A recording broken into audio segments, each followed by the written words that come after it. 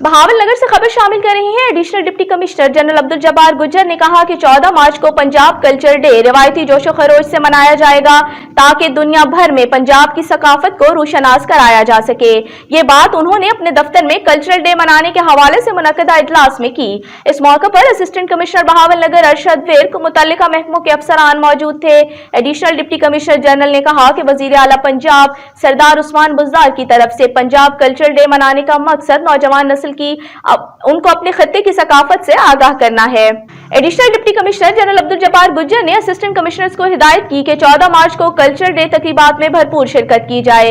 इजलास में बताया गया कि कल्चरल डे की मुनासिबत से बहावलनगर में रिवायती रक्स, ढोल परफॉर्मेंस, लोक मौसीकी और पंजाब की दस्तकारी, सकाफत और देही मनाजिर की अक्कासी की जाएगी।